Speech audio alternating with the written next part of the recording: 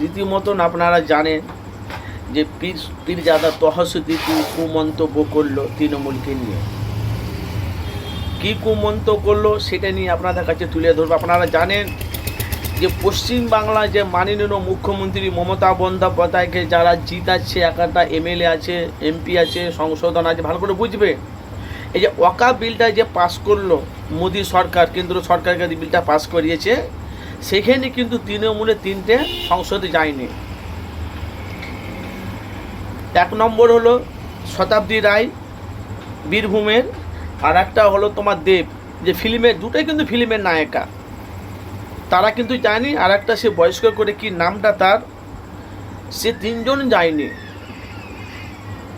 তো বাংলার মানুষ যাদেরকে জিতিয়ে সংশোধন, যাদেরকে এমএলএ এমপি করেছে, সংশোধন হয়েছে, তারাই ভোটের জন্য যে ওয়াকাফ বিলটা যে পাস করেছে, তারা কিন্তু সেদিনকে যায়নি। তারপরে একটা সোশ্যাল মিডিয়ায় ভিডিও দেখলাম, তো দেখতে পাওয়া গেল কি শতাব্দী রায়ের শরীর খারাপ, অসুস্থ, বলে বারবারই শরীর হতেই পারে না, যা হয়নি তো কী হয়েছে সেটা নিয়ে একটু দেখবে। একবার বীরভূমে বিশালভাবে একটা মানে জনসভা মিছিল হয়েছিল, কিন্তু এখন বলা বলি কথা ফুরফুরা শরীফে পীরজাদা তহা সিদ্দিকী বলছে এবার আমরা দেখিয়ে দেবো, এবার আমরা দেখিয়ে দেবো যে আমাদেরকে যে ওয়াকাফ বিলটা যে পাস করেছে তৃণমূলের 3টে সংসদ, সেখানে যায়নি, আমরা ভোট দিয়ে ওদেরকে আমরা জিতিয়েছি।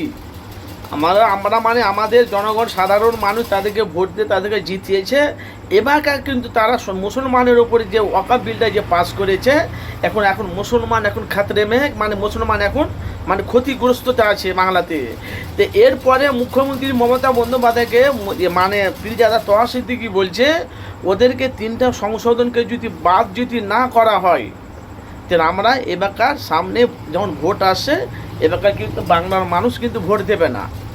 আর ওদেরকে বাদ দিয়ে যদি অন্য কাউকে যদি মানে বসান, তো অবশ্যই আমরা আমরা চিন্তা ভাবনা করবো ভোট দেবো কি না দেবো। সেটা নাকি কুমন্ত বিস্ফোরক তহা সিদ্দিকী। আমি আপনাদের কাছে বলি যে ফুরফুরা শরীফে পীরজাদা তহা সিদ্দিকী, আপনারা জানেন যে একার সময় এমন বম ব্লাস্ট বক্তব্য করে মানুষ আশ্চর্য চলে যায়। এরকম কথাগুলো কোথায় থেকে পায়?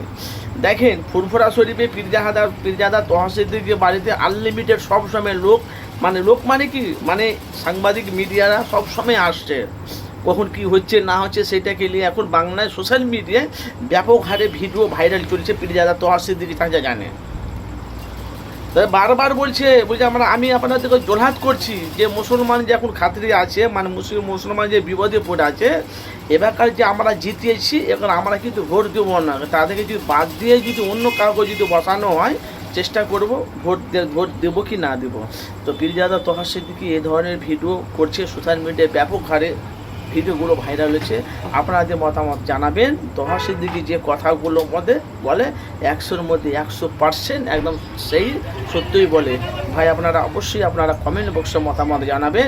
এখন ফুরফুরা শরীফে পীরজাদা তহা সিদ্দিকী বিস্ফোরক, যেন মুসলমান এখন বিপদে। তো অবশ্যই আপনারা মূল্যবান মতামত, যা 26শে ব্রিগেডে যে আলোচনা হচ্ছে, কে বলছে যাবো না, কে বলছে যাবো, কে বলছে যাবে না, কে যাবে না, সেটা এখন প্রচণ্ড কুমন্ত চলছে, আপনারা অবশ্যই জানাবেন।